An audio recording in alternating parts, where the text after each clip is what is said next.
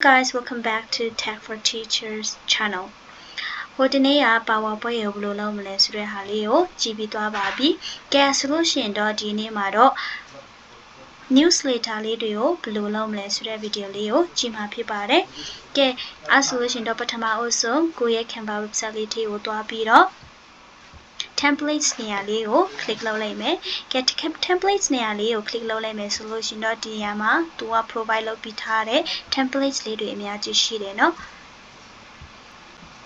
ကဲအဲ့ဆိုလို့ရှိရင်ဒီနေရာလေးမှာကြည့်မယ်ဆိုလို့ရှိရင်တော့ newsletter မရှိဘူးပေါ့။ကဲအဲ့ဆိုလို့ရှိရင်တော့ဘယ်လိုလုပ်မလဲဆိုရင်ဒီနေရာလေးမှာ newsletter ဆိုပြီးတော့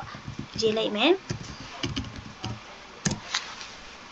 Okay ကဲဆိုလို့ရှိရင်တော့ဒီနေရာမှာ newsletter လေးတွေအများကြီးပို့လာပါပြီ။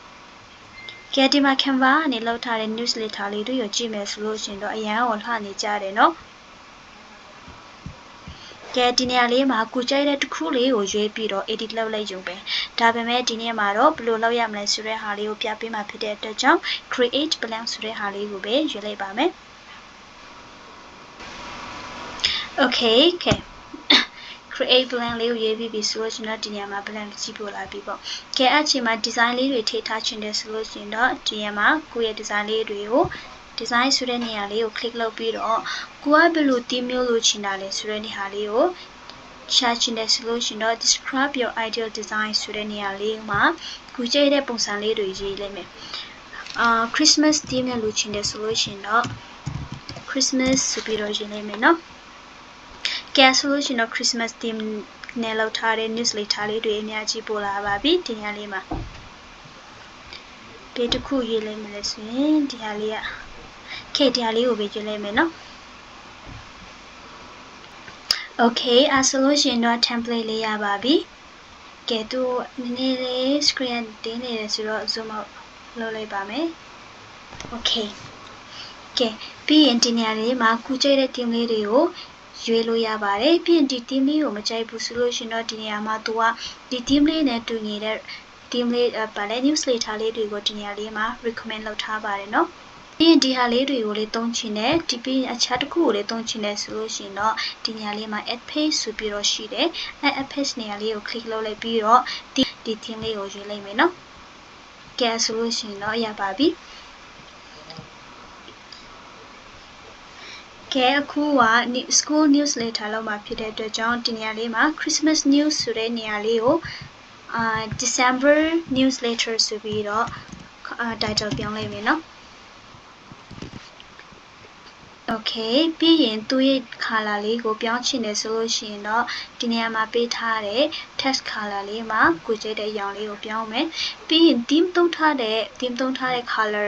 color ပေါ်မှာမူတည်ပြီးတော့ပေါ့နော်သူက recommend လုပ်ထားတဲ့ color လေးတွေရှိတယ်အဲ့နေရာလေးမှာကိုကြိုက်တဲ့ဟာလေးတွေကိုရွေးမယ်ပြီးရင်ကိုကြိုက်တဲ့ဟာလေးကမရှိဘူးဆိုလို့ရှိရင်တော့ဒီ add a new color ဆိုတဲ့နေရာလေးမှာကိုကြိုက်တဲ့အရောင်လေးတွေကိုကြိုက်လို့ရွေးလို့ရပါတယ်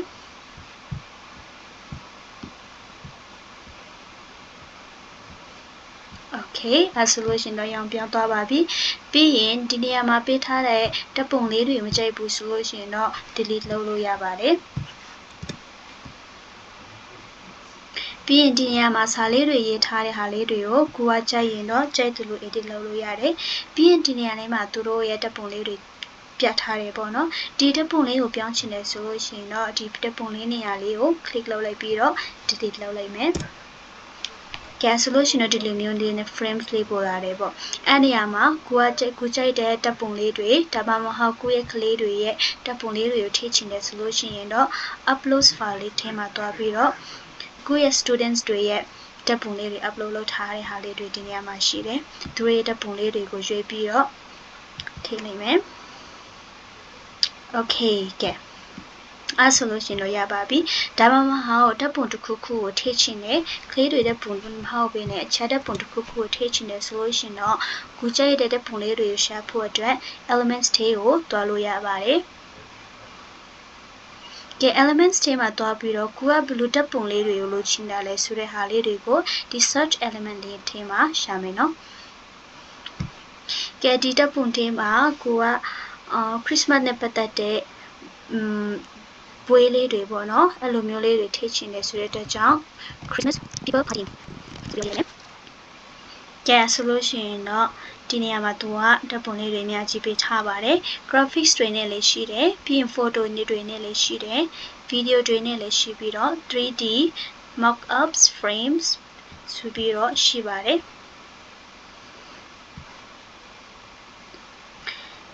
okay အဲ့ဆိုရင် graphics တွေကိုတွားပြီးတော့ကိုကြိုက်တဲ့ဓာတ်ပုံလေးတစ်ခုကိုရွေးလိုက်မယ်နော်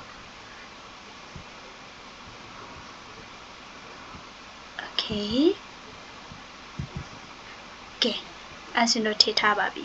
ပြီးရင်တော့ graphics မဟုတ်ဘဲနဲ့ photo တစ်ခုခုကိုထည့်ချင်တယ်ဆိုလို့ရှိရင်တော့ဒီထဲမှာရှိတဲ့ photo ထဲကိုတွားလို့ရပါတယ် okay ဒီဓာတ်ပုံလေးထည့်လိုက်ပါမယ်နော်ဒီဓာတ်ပုံလေးကိုframes ထဲမှာ okay အဲ့လိုမျိုးထည့်မယ်ဆိုလို့ရှိရင်တော့သူ့ဘာသာကို edit လုပ်ပြီးရင်ဒီရဲ့ဓာတ်ပုံပိုးတဲ့ပုံစံလေးကိုမကြိုက်ဘူးဆိုလို့ရှိရင် edit လုပ်လို့ရပါတယ်နော်ဒီနေရာလေးကို double click လုပ်ပြီးတော့ကဲကိုကြိုက်တဲ့ပုံစံလေးနဲ့ပို့နိုင်အောင်အဲ့လိုမျိုးနဲ့ edit လုပ်လို့ရပါတယ်နော်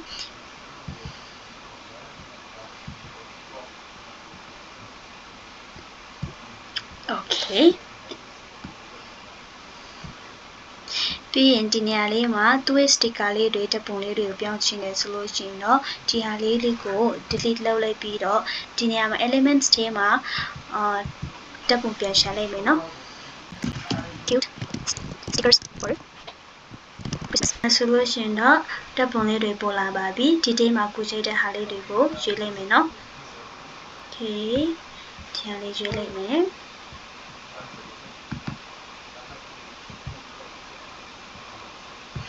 ကဲဒီနားလေးမှာထားမလားဒါမှမဟုတ်ကိုကြိုက်တဲ့နေရာလေးမှာထားမယ်ပြီးရင်သူ့ကို background အနေနဲ့ထားချင်တယ်ဆိုလို့ရှိရင်လည်းရတယ်เนาะဒီလိုမျိုးသူ့ကိုကြည့်ဖြစ်အောင်လုပ်ပြီးတော့သူ့ရဲ့ transparency လေးကိုဒီနေရာမှာပြောင်းလိုက်မယ်ကဲဆိုလို့ရှိရင်တော့နည်းနည်းလေးပဲပို့တာပေါ့ okay ဒီမှာ magic recommendation လေးတွေလည်းအများကြီးရှိတယ်ဒီဟာလေးကရန် cute ဖြစ်တယ်ဆိုတော့ဒီဟာလေးရွေးလိုက်မယ်เนาะ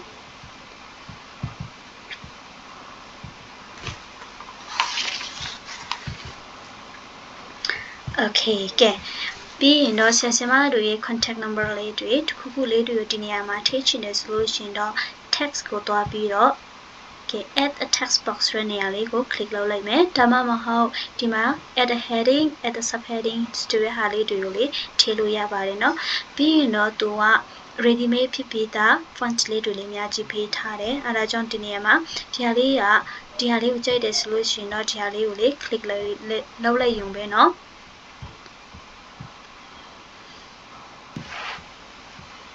ဒီလေးကိုကြည့်လိုက်မယ်နော် okay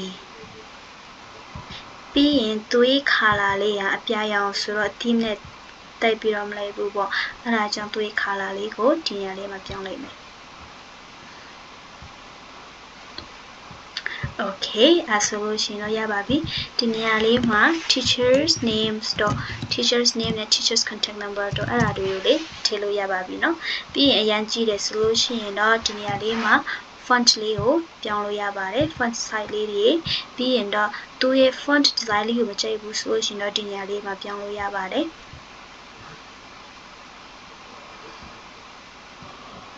okay probability ဒီဟာလေးထားတယ်ဒီဟာလေးရွေးလိုက်မယ်เนาะ okay ကဲအဲဆိုလို့ရှိရင်တော့ newsletter လေးကိုလုပ်ပြီးသွားပြီဆိုလို့ရှိရင်တော့ share ဆိုတဲ့နေရာလေးကို click လုပ်လိုက်မယ်ကဲပြီးရင်အောက်ကိုဆက်သွားပြီးတော့ download ဆိုတဲ့နေရာလေးကို click လုပ်လိုက်မယ်ပြီးရင်သူ့ကို PDF နဲ့ download လုပ်ချင်တာလားဒါမှမဟုတ် JPG PNG ဒါမှမဟုတ် GIF နဲ့လုပ်ချင်တာလားဆိုတဲ့ဟာလေးတွေကိုတော့ကြိုက်တဲ့ဟာလေးတွေကိုရွေးလို့ရပါတယ်เนาะကိုက PDF နဲ့လုပ်ချင်တယ်ဆိုတော့ PDF standard ဒါမှမဟုတ် PDF print ဆိုတဲ့ဟာလေးတွေကိုရွေးပြီးတော့ကဲ page ကနှစ်ခုပေးထားတယ်အဲ့နေရာမှာ edit လုပ်ထားတဲ့ဟာက page ကပထမ page ပဲဆိုတော့ပထမ page ပဲရွေးလိုက်မယ်เนาะ okay ကဲအဲ့ဆိုလို့ရှိရင်တော့ download လို့ရပါပြီ download ပြီးသွားပြီဆိုလို့ရှိရင်တော့ကိုယ့်ရဲ့ laptop ထဲက download ထဲမှာသူ့ကိုရှာလို့ရပါပြီเนาะ Okay ကဲဆိုလို့ရှိရင်တော့ newsletter လေးကိုခင်ဗျာမှာဘယ်လိုလုပ်မလဲဆိုရဲဟာလေးတွေကဒီလေးကတော့ပြီးသွားပါပြီဆုံးထိကြည့်ပေးတဲ့အတွက်အားလုံးပဲကျေးဇူးတင်ပါတယ် See you in the next video ပါ